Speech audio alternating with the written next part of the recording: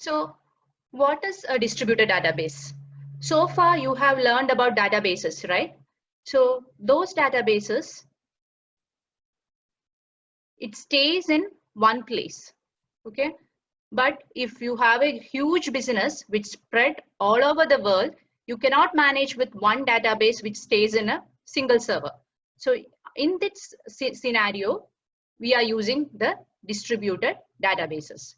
So the formal definition of a distributed database is that it is a logically connected single database dispersed at different sites, and all these sites are connected by a computer communication network. That means your database will be dispersed all over the world. Okay, it won't be in a single site. It will be in multiple sites, and all these sites are connected using a computer communication network. Okay, so I'm repeating the definition again. A distributed database is a logically connected single database dispersed at different sites, and all these sites are connected by a computer communication network. Okay, for a user, he won't feel like that he's connecting to a different sites. For a user, this distribution is not it's transparent. He won't be aware about the distribution. But our database will be distributed to a number of sites, and all the sites will be connected by using a computer communication network. Okay, and for all the database, to manage a database, you need a database management system, right? Similarly, for managing a distributed database also, you need a database management system, and it is known as a distributed database management system. Okay, so what is a distributed database management system? It is a database management system to manage the distributed databases. Okay, so a distributed database management system is a database management system that is used to manage a distributed database. Okay, you can move to the next slide.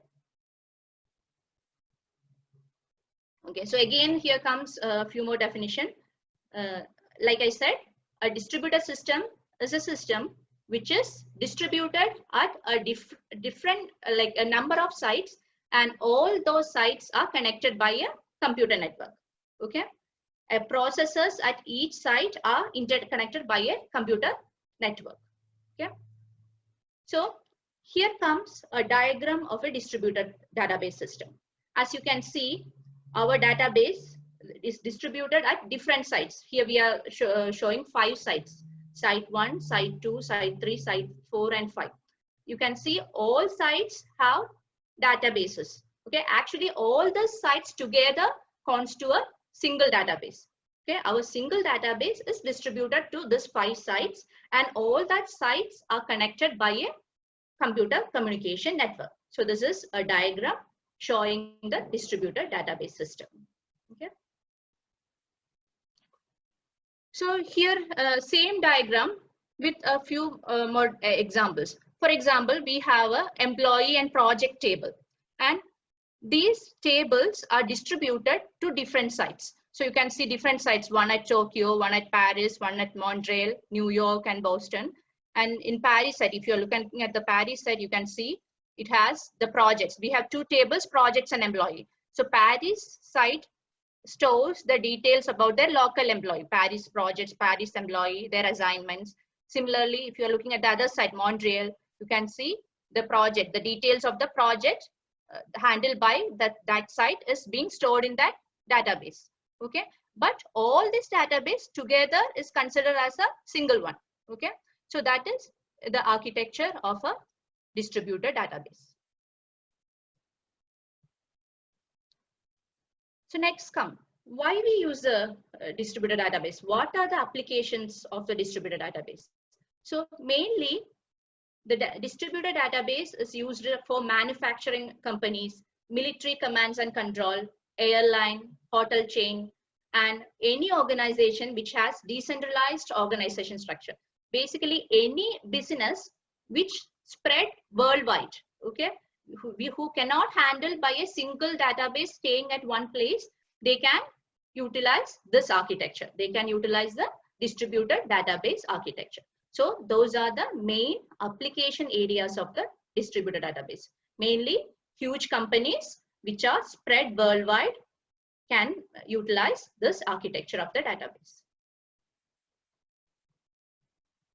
Then what are the advantage? Why we are using? You can see like we need a lot of communication, networking cost involved in the database, but still people are using this. What is the advantage? Okay, the main advantages are management of distributed data with different level of transparency. That's what I'm saying. If a remote user is using the database, he don't know from where, which database am I getting the data. Is it from my local site or is it from any other site which is remote to me? Okay, that one is transparent. Okay, so basically it is used to manage the distributed data at different level of transparency. And there are different types of transparency you will learn in further slides. So those are replication transparency, fragmentation transparency.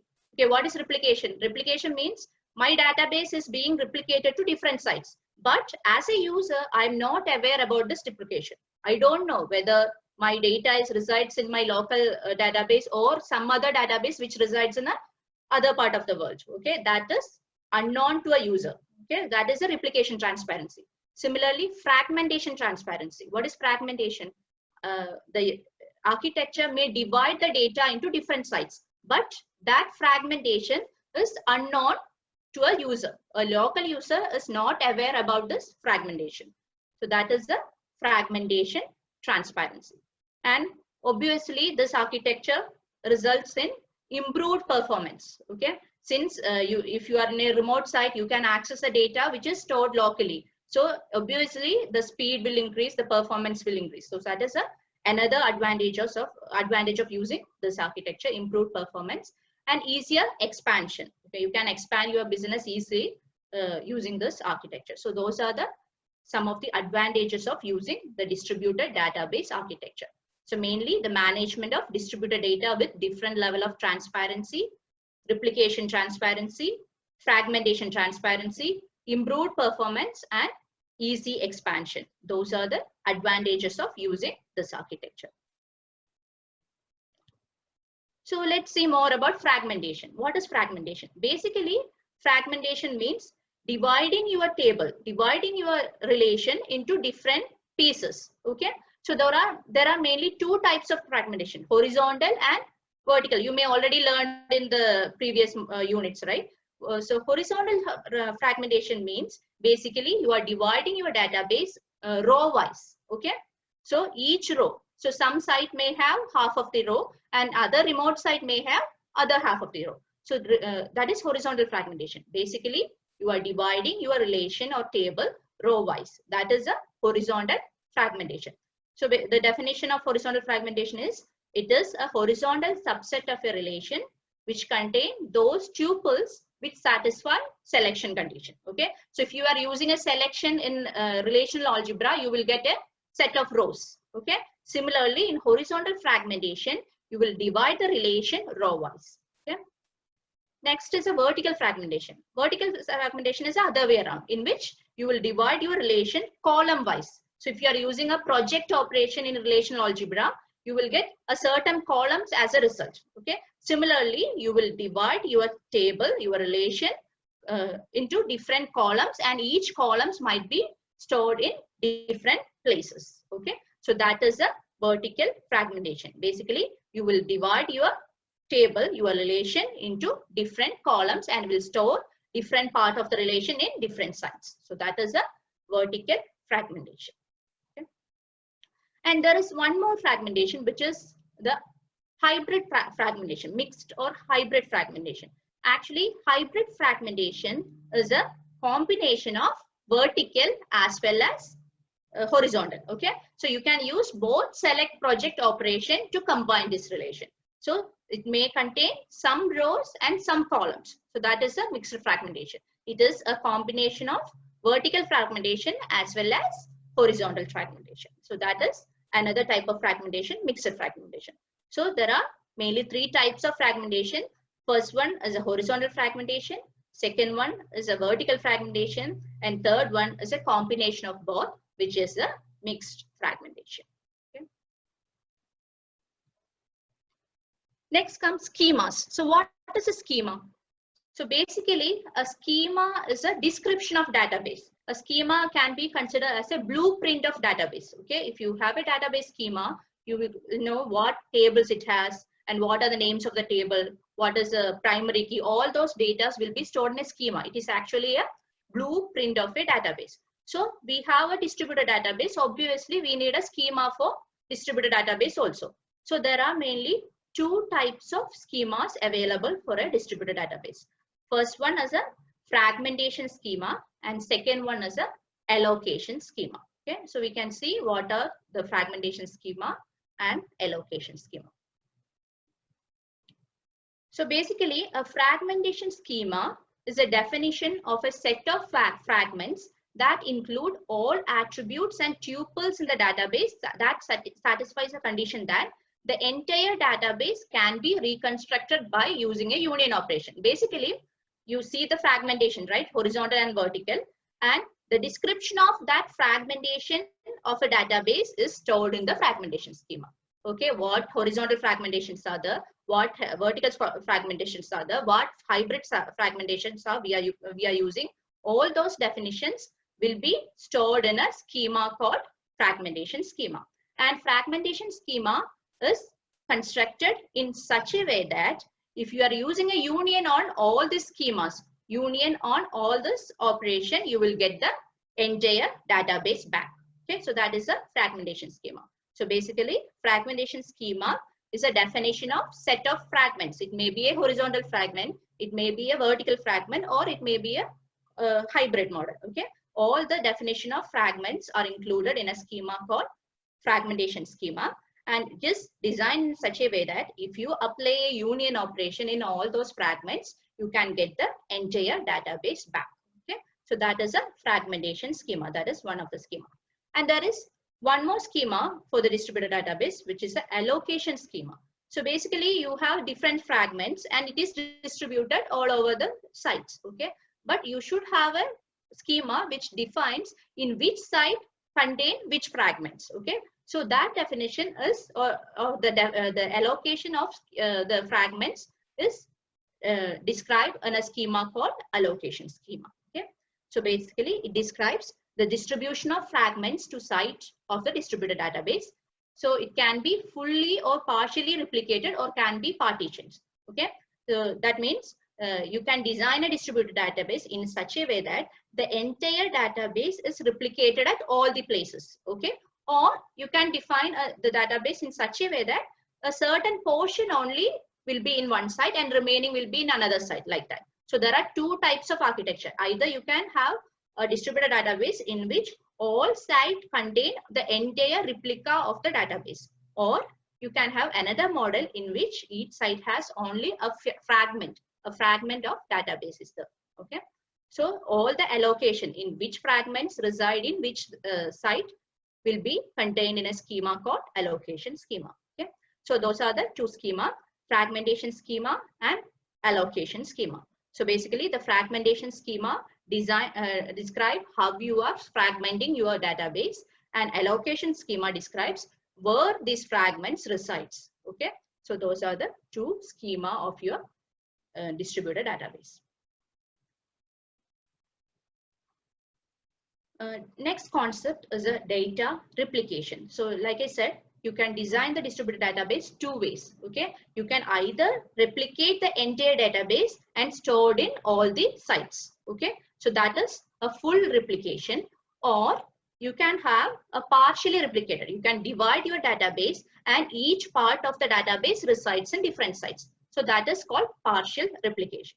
So basically, replication means what? Duplication.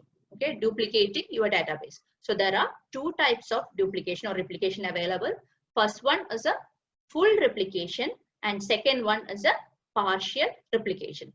Okay, in full replication, the entire database is replicated at all the sites. Okay, and in partial replication, some selected part, basically we are applying fragmentation, and each fragments only resides in different sites. Okay, and if you apply a union on all those fragments, you will get the entire database together.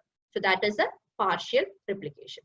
Okay, so in a full replication, the entire database is replicated at all the places, whereas in partial replication, only some selected part of the database is replicated at different places. Okay?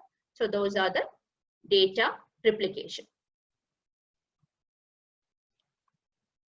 So next topic is types of distributed database system. So mainly there are different types of distributed databases. So mainly homogeneous and heterogeneous. Okay, let's see what is homogeneous and what is heterogeneous. So in a homogeneous database, all sites of the database system have identical setup. That is basically same type of database. For example, consider we have 5 sites. Site 1 has a relational database. Then all the other 5 sites should have relational database only. So we should not have a situation in which site 1 has a relational database, whereas site 2 has a network database. That is not possible. Okay. So basically in a homogeneous database environment, all the sites will have same types of database. You have already learned in previous units about type of database, right? Relational, hierarchical, networks. Okay, those are different types of databases. So in a homogeneous distributed database system, all sites will have identical database. Maybe the operating system may change. Okay, so one site may have use Mac OS, one site may use like Windows. That is okay, but the database they are using should be of same type. So that is homogeneous. So basically in a homogeneous distributed database system, all sites of the database system have identical setup, that is same database system software. Okay, the underlying operating system may differ. Okay, for example, one site run on Oracle or DB2 or Sybase, anything. If one site is using Oracle, means all sites supposed to use the Oracle database. Okay, but the underlying operating system can be a mixture of Linux, Unix or Windows, whatever. Okay, that is okay, but the database being used should be the same. So that is homogeneous. Basically all sites of the database system should have identical databases. Identical in the sense same type. There are different types of database. So if you are one site is using one type, means all other sites should use the same type. So that is homogeneous distributed database system. So here comes a diagram showing a homogeneous distributed database system. You can see 5 sites. So site 1 has Oracle. So as per the definition, if one site is having Oracle, it's being a homogeneous system, you should have Oracle in all the sites. Site 2 is having Oracle.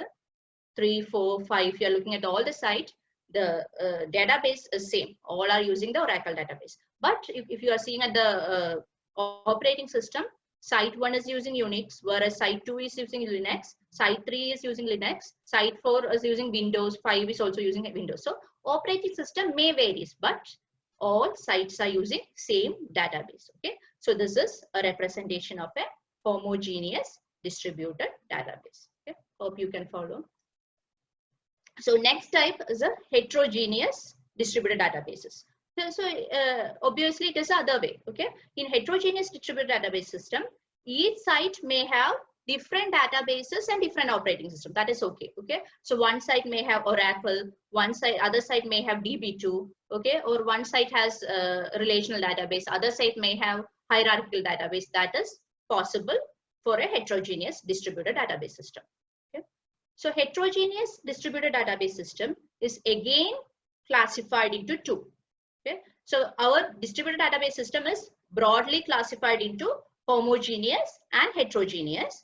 And in heterogeneous database system, there is again one more classification. It is classified into federated as well as multi-database. Okay, so what is federated? In a federated heterogeneous distributed database system, each site may run different database system, but the data access is managed through a single conceptual schema.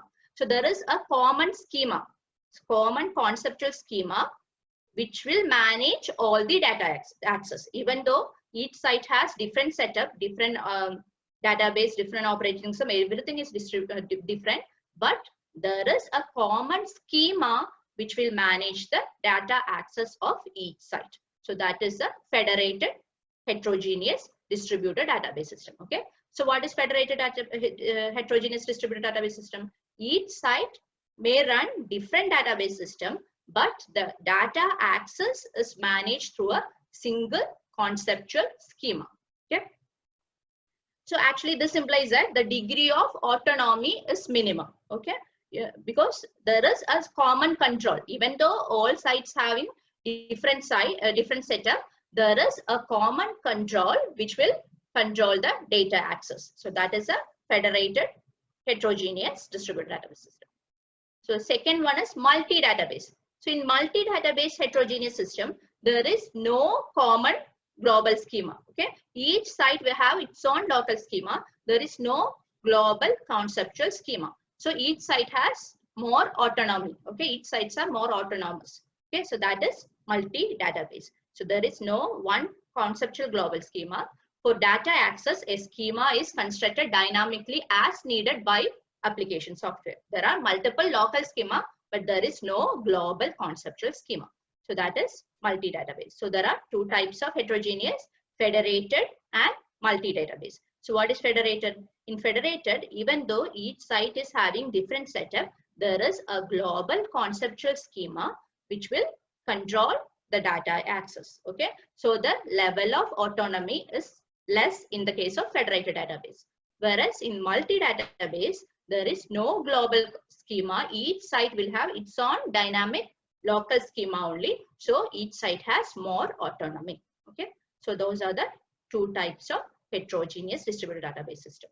So basically, I'm repeating again, there are two types of distributed database system, homogeneous and heterogeneous.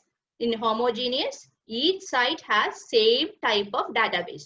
The OS may vary, but the database is same at all the sites. Okay. Whereas in heterogeneous database, each site has different database as well as may have different operating system also. And again, the heterogeneous database is divided into two types, federated and multi-database. Okay. In federated, even though each site is heterogeneous, each site has different setup, there is a global schema which will control data access to each site. Whereas in multi-database, there is no global schema. Each site has having only a local schema, so that it has more autonomy in operation. Okay, so those are the different types of distributed database system. So here is a diagram of a heterogeneous distributed database system. You can see in site 1 is using a hierarchical database. If you are looking at the site 2, it is using a relational database. Site 3 is using a network database. Site 4 is using an object-oriented database, and Site 5 is using a relational database. So this is completely different setups at all these sites. Okay, so this is an example of a heterogeneous distributed database system. Okay. So now we have learned about distributed database system and its architecture. So now how we will do query processing. Okay, if a user is entering a query, how it will be processed, because our data is distributed at different sites, n number of sites. How the query processing is done. So that is the next topic, query processing in distributed database. Basically, there is a cost factor involved, because if I'm having 3 sites and I'm entering a query in site 1, the query may need to travel to site 2 and 3 to get the data. Okay, so there is a networking charge involved, and how we will try to optimize the charge so that a query can be executed at minimum cost. Okay, so that is a query processing and optimization in distributed database system. Okay, so the main issue in query processing is the cost of transferring data over the network. Okay, so as per our distributed architecture, we have n number of sites and our data may be fragmented and resides in different number of sites. Okay, so if I want to retrieve a data which resides in 2 different parts of the world, there is a cost involved, right? That is a cost of transferring data over the network. So that is the main issue in query processing in a distributed database. Okay, so we can see an example. So consider a database which is having 2 tables, employee and department. And we have, let's say we have 3 sites. Okay, it's a distributed database architecture having 3 sites. the employee resides in site 1 and the department table resides in site 2. Okay. And the employee at site 1 is having 10,000 rows. Let's say showing some like calculation to make you understand what is the cost involved in the data transfer. Okay. Employee at site 1 which has 10,000 rows. Let's consider the row size is 100 bytes and the table size is 106 bytes. And department table resides at site 2. Employee table resides at site 1.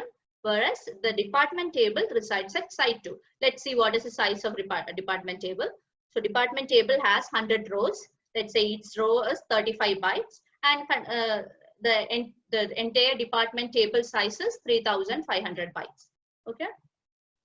So I'm going to type a query at site 3. Okay. The employee table resides in site 1 and the department table resides in site 2. And I'm a user at site 3 and I'm going to type a query in site 3. Let's see what will happen. Okay. So I want to retrieve all the employee names and department name where each employee works. Okay. I want the detail of employee, that is employee name and the department name in which the employee works. Okay. So basically I need the details of the employee table as well as the department table. Okay. So employee table resides in site 1. Department table resides in site 2 and I am typing my query from site 3. Okay. So let's see some other calculation. So the result of the query will have 10,000 tuples, assuming that each employee is related to department. Okay. So, and we can see there are 3 options to handle this query. So what is the situation? There are, it is a distributed database architecture with 3 sites, site 1, 2 and 3. Okay. The employee table resides in site 1. The department table resides in site 2 and I am a user who is residing at site 3 and typing a query. Okay. So let's see what are the 3 scenarios, how we can handle this data transfer. So the first option is to transfer employee and department to site 3. Okay. So I have written the query from site 3. So one of the option is that you can transfer all the employee details and department detail to site 3 and process the query at site 3 and retrieve the results. So if I do this, I have calculated the cost. It is almost 10,03,500 bytes. Okay. If I'm opting the first option, which is transferring the employee and department to site 3. Okay. The cost involved is 10,03,500 bytes. Okay. So that is the option 1. So what is option 1? I can transfer employee from site 1 and department from site 2 to site 3 and I will do the calculation at the site 3. So the total transfer will cost around 10,03,500 bytes. Okay. So next option is that we can transfer employee to site 2. From site 1 we will transfer the employee table to site 2. We will execute the join at site 2 and we will retrieve or we will transfer the result only to site 3. So that is option 2. Transfer the employee table to site 2, execute the join at site 2 and transfer the result of that join to site 3. Okay, if I calculate the cost involved, it will be around 14 lakhs bytes. Okay, so the first option, which is transferring both the employee and department table to site 3 and executing the query at site 3 will cost me around 10,03,500 bytes. Whereas the second option, which is transferring the employee to site 2, then executing a join at site 2 and transferring only the result to site 3 will cost me around 14 lakhs bytes. Okay, so those are the 2 options. And there is one more option possible, which is transfer the department relation to site 1. Okay, in the previous one we have transferred employee to site 2. Here we are doing the other way. Okay, basically we are transferring the department relation to site 1, execute the join at site 1 and send only the result to site 3. Okay, so if I'm calculating the cost involved, it will be around only 4,03,500 bytes. Okay, so if you are looking at the 3 options, the third one is a best option if you are considering the cost of transfer, right? So there should be an optimizer in the distributed database system which will select the best strategy. In this case, the third strategy will be selected and there is an optimizer which will select the strategy 3 so that the communication cost will be minimized. Okay? Hope you understand this example. I'll just repeat. So there are basically three sites, and we need data from employee and department table. Employee table resides at site 1, department table resides at site 2, and a user is entering a query at site 3. Okay. So how there are three options to do this query processing. First option is transfer both employee and department from site 1 and site 2 to site 3 and execute the site 3, the query at the site 3 and retrieve the results. So if I'm calculating the cost, it will cost around 10 lakhs 3,500 bytes.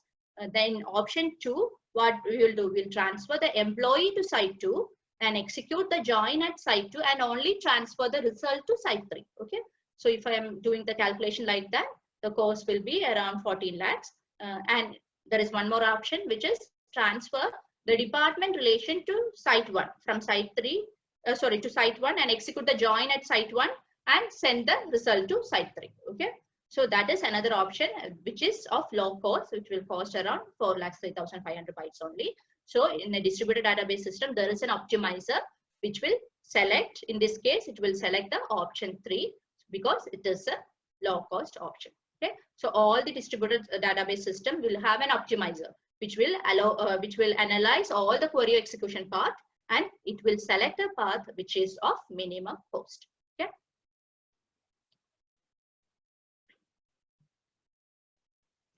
So that is, next one is another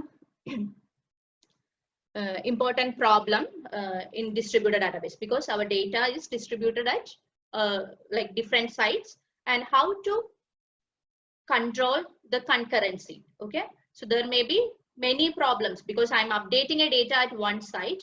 How that update will be reflected to all n number of sites worldwide. Okay. Because my database is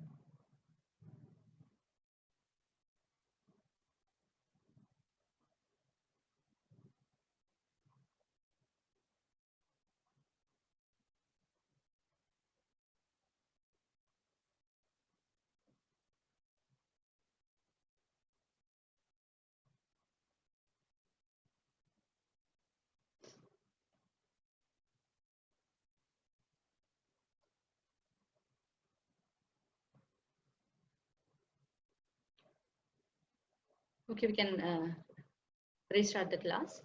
So next issue is a concurrency control in distributed database. Okay. So we have a distributed database which is spread all over the world, and how we will manage the concurrency issue. Okay. So if you have a data update at one site, how you will do the corresponding update at all other place and make sure that the data is consistent. So that is a concurrency control. Okay. So basically concurrency control and recovery problem, which are not that much present in a centralized database, because if it is a centralized database, we are only updating one copy, right? So the concurrency problem is less in centralized database compared to distributed database. But in the case of distributed database, we are we need to update all the n number of copies which is distributed throughout the different sites. Okay. So we can see how to deal with this concurrency control problem. Okay. Basically dealing with multiple copies of data item. What happened if one site fails? Okay. How to deal with the failure of individual site? What happened if the communication link fails? Okay. Because we have a lot of sites connected through a computer communication network, what happens if there is a network issue? It's very common, right? Communication link failures are common. So what happens if a communication link failure? How we will deal with that failure? Then distributor commit, distributor deadlocks. Okay, so those are some of the concurrency control issues. Okay, how to deal with like multiple copies of data item, how to deal with failure of individual site, how to deal with communication link failure, how to deal with distributor commit, distributor deadlocks. Okay, we can see. So there are mainly three strategies to do the concurrency control. So first one is a primary site technique, second one is a primary copy technique, and third one is a technique based on voting. Okay, so there are mainly three types of concurrency control mechanism available. Okay, we can see that. So the first one is a primary site technique, okay, in which we will assign one site as a primary site, and that site will act as a coordinator. Okay, so any updates will only go through the coordinator. Okay, a single site is designated as a primary site, which serves as a coordinator for the transaction management. Okay, so you can see the diagram in which the site 5 is considered as a primary site. So if you want to update any of the site, you need the permission from primary site. Basically, primary site will act as a coordinator, and that site will control the update to all the other sites. So in that case, you can manage the concurrency issue. Okay, so because only if you get the coordinator permission, you can update the data, and coordinator will also make sure that if data at one site is being changed, the same change is reflected at all other sites. So that is the primary site technique.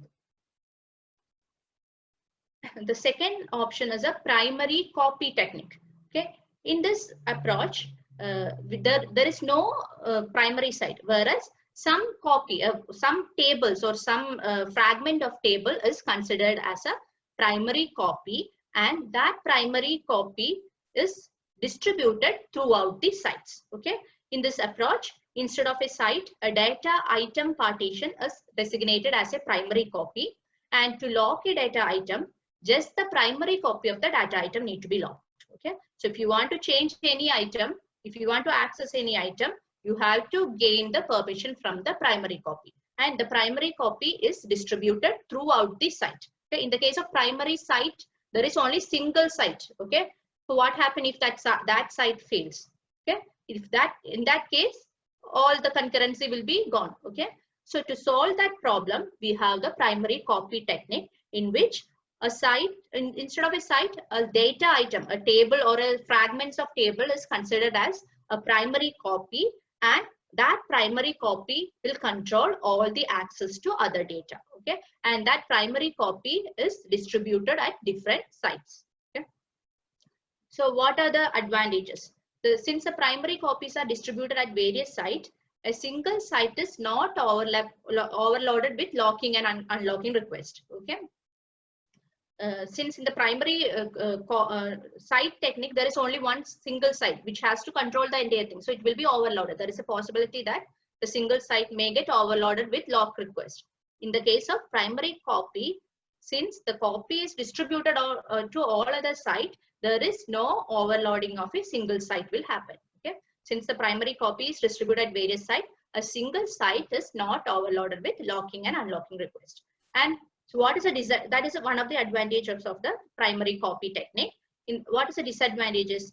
Identification of primary copy is complex. So there are complex algorithms involved in identifying a primary copy. Okay, and the maintenance of this distributed primary copy is also another problem. So that is a second technique. So first one is a primary site technique. Second one is a primary copy technique. And third technique to control the concurrency is concurrency control based on voting. Okay, so what is that? So there is no primary copy or no primary coordinator. Okay, each site will request a lock request to site that have a data item. If majority of site grant the lock, then the requesting transaction get the data. Okay, so basically there is a voting will happen. if you want to update any data, you will send a request to all the site. If majority of site agrees to a request, then in that case, you will get access to data. So it is basically access based on voting. Okay. If majority of site grant a lock, then the requesting transaction get the data item. Okay. And the locking information is sent to all these sites. So to avoid unacceptable long wait in this case, a timeout period may be defined, because you need to get results from different sites. Okay.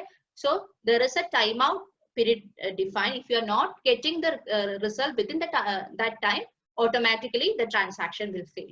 Okay. So that is the concurrency control based on voting. Basically, there is no primary site or no primary copy. It is purely based on voting. How that it will work?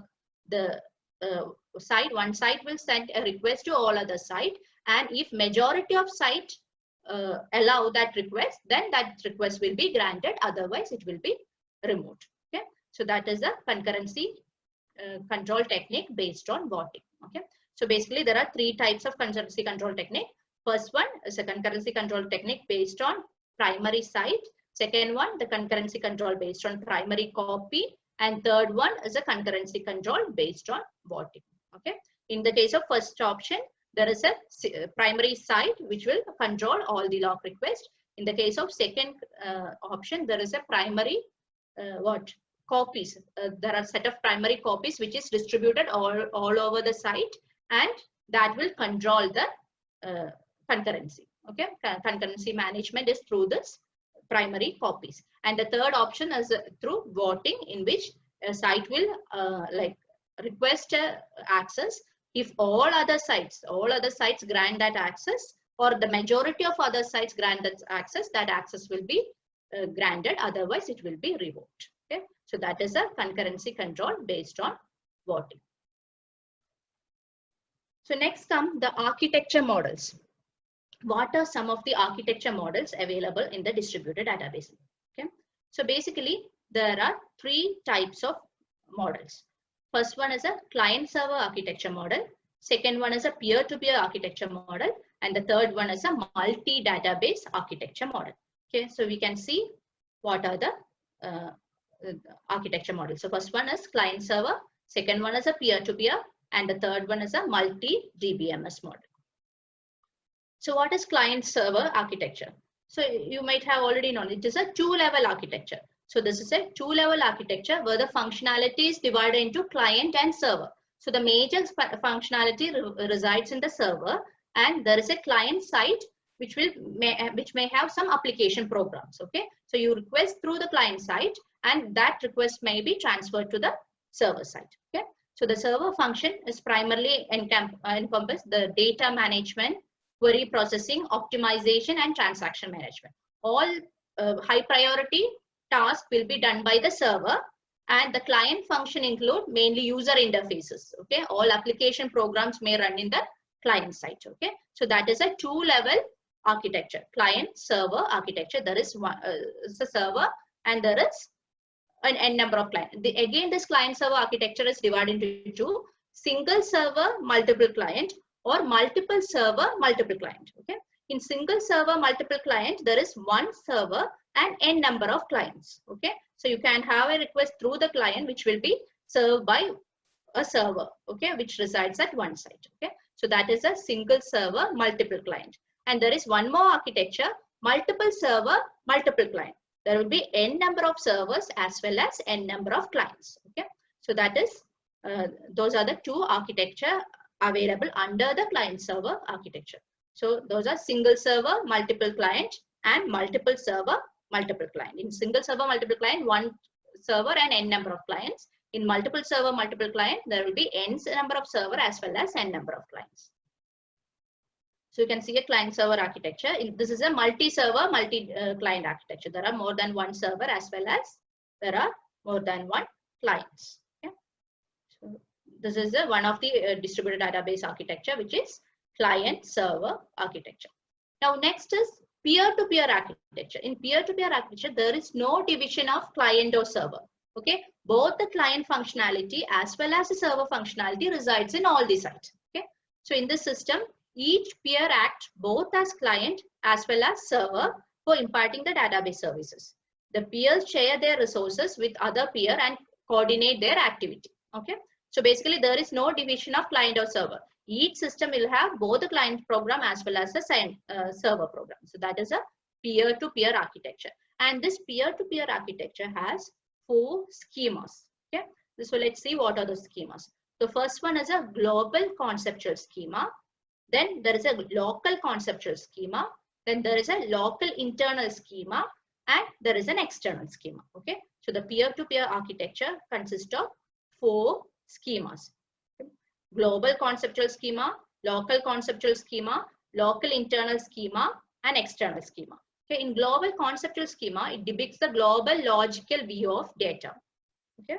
And the local conceptual schema depicts the logical data organized at each site, local sites. Okay. And there is an internal schema of local site, which is the local internal schema, which depicts the physical data organization at each site. And there is an external schema, which depicts the user view of data. Okay. So basically a peer-to-peer architecture means each site has both client and server, and it has 4 conceptual schema, namely global conceptual schema, local conceptual schema, local internal schema, and external schema. Okay. So that is a second type of architecture, peer-to-peer. So the first one was client-server architecture. Second one is peer-to-peer architecture. And there is, you can see an example of peer-to-peer architecture. There is a global conceptual schema you can see. So that global conceptual schema control all the access. And there are some external schema, local conceptual schema, and local internal schema. So the 4 levels of schema are depicted in this diagram. You can see the external schema at the top level. Then comes a global conceptual schema. Then comes a local conceptual schema. Then the local internal schema. So the third architecture is multi-database architecture. In multi-database architecture, there is no division of client and server. Each site is its own autonomy. Okay. So this is an integrated database system formed by collecting of 2 or more autonomous database system. Okay. All sites are considered to be autonomous and they coordinate in their working. Okay. So that is a multi-DBMS architecture. In multi-DBMS architecture, it has 6 levels of schemas. So those are multi-database view level schema, multi-database conceptual level schema, multi-database internal level schema, local database view level schema, local database conceptual level schema, and local database internal level schema. Okay. So in multi-database view level schema, it depicts the multiple user views comprising of subset of integrated databases. Okay. So basically, there are 6 types of schema. Those are multi-database view level schema, multi-database conceptual level schema, multi-database internal level schema, and then there is a local schema. So local database view level schema, local database conceptual level schema, local level database internal level schema. Okay.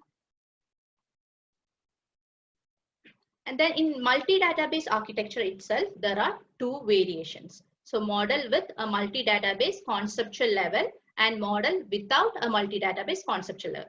Because in first model, there is a multi-database conceptual schema which will control all other schemas. In the second level, there is no common schema which will control the data access. Okay.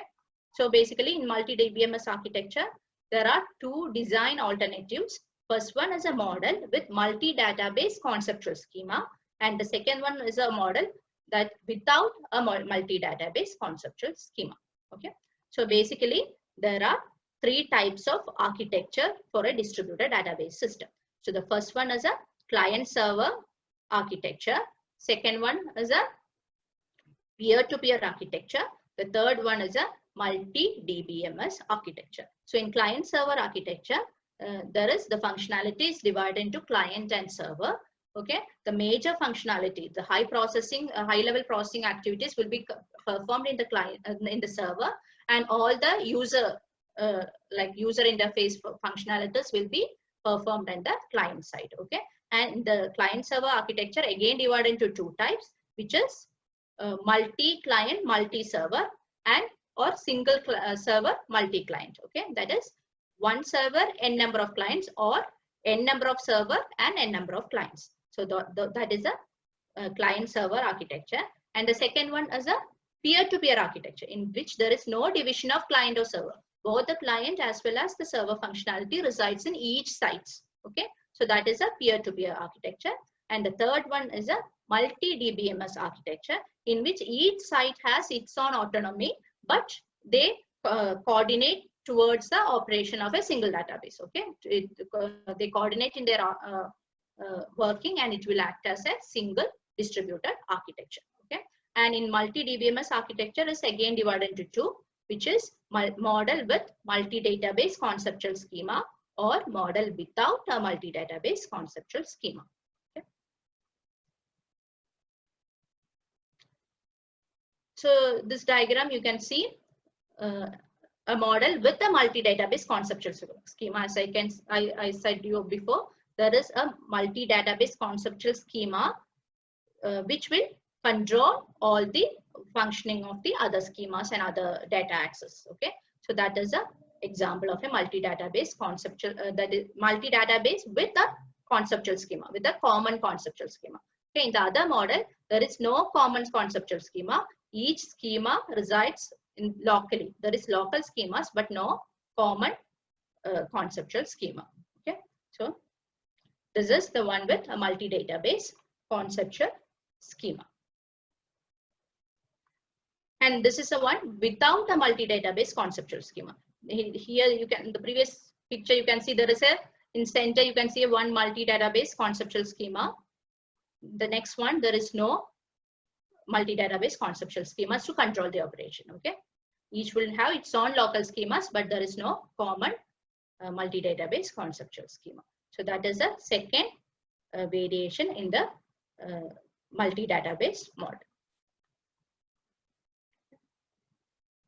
Okay, that's it. Hope you understand the concept.